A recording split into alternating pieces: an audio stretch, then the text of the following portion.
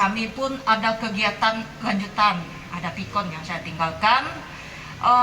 Nanti kegiatan lanjutnya bersama Kastel dan Kasipisus. Jadi abang-abang boleh nanti sampaikan pertanyaan-pertanyaan yang pada dasarnya sekali lagi saya ingatkan bahwa ada hal-hal teknis yang tidak bisa kami blow up. Jadi demikian bapak-bapak, abang-abang, rekan-rekan media, ya wartawan di Pelawan. Ya, kurang lebih saya mohon maaf nih. Ya, kedepannya saya berharap kemitraan kita langgeng, harmonis dan terus berlanjut. Terima kasih. Billahi taufiq hidayah. Assalamualaikum warahmatullahi wabarakatuh. Rekan semua, tadi kita telah mendengar konferensi pers Kepala Kejaksaan Negeri terkait tentang penyelidikan tindak pidana khusus dalam penanganan perkara Tanah Timbun tahun anggaran 2020 ya. Pada prinsipnya kegiatan pendidikan itu berdasarkan hasil ekspos Kamis kemarin telah kita tingkatkan ke tahapan penyidikan di umum. Selanjutnya mungkin ada pertanyaan-pertanyaan dari rekan-rekan media berkaitan dengan kegiatan lain di bidang Pitsus, saya yakin itu, tapi pada prinsipnya kami fokuskan dulu untuk terkait dengan penyelidikan kegiatan Tanah Timbun tahun 2020 yang kita tingkatkan ke tahap penyidikan sprintnya sudah ditandatangani Ibu. Mungkin itu, maka saya hadirkan Kasipinsus dan salah satu tim penyidik di sini secara teknis mungkin nanti mereka jelaskan seperti itu. Oke, terima kasih kawan-kawan. Silakan kalau ada yang mau bertanya. Ini Pak, untuk pelaku tadi ada 20 orang ya?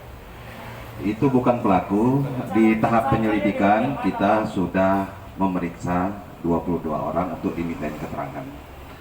Kalau tersangkanya Kalau calon tersangkanya, makanya ini kita tahap penyidikan ini kita akan mencari siapa yang paling bertanggung jawab dalam kegiatan ini.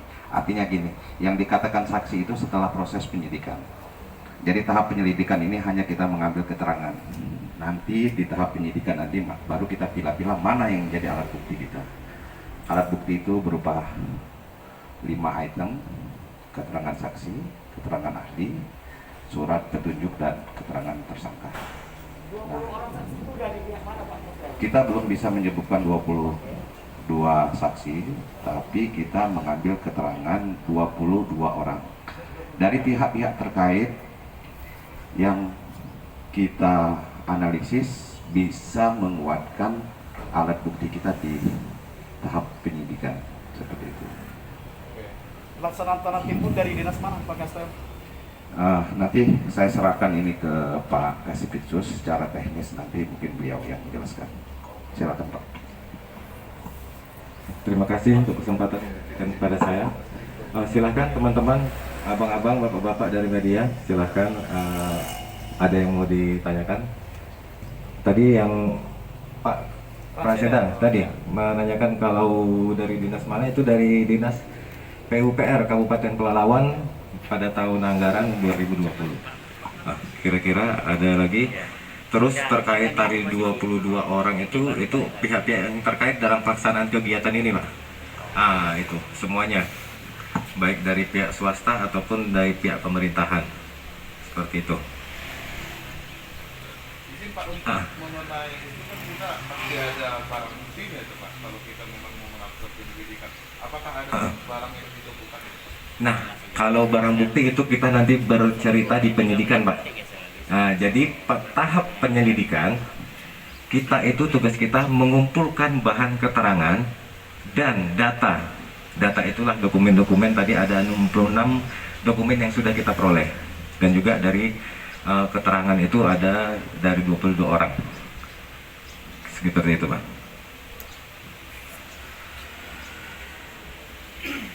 Jadi hasil ekspos kemarin, hari Kamis kemarin, tim penyelidik sudah memaparkan semua dari hasil yang ditemukan, yang diperoleh, baik itu dari keterangan dan juga baik dari data atau dokumen-dokumen yang kita peroleh. Setelah kita paparkan hasil-hasil yang sudah kita ketemukan, disitulah telah ditemukan peristiwa tindak pidana korupsi. Nah, dan di situ juga terlihat timbul adanya kerugian negara, sehingga tim kemarin penyelidik dan peserta ekspos sependapat untuk meningkatkan tahap penyelidikan ini ke tahap penyidikan.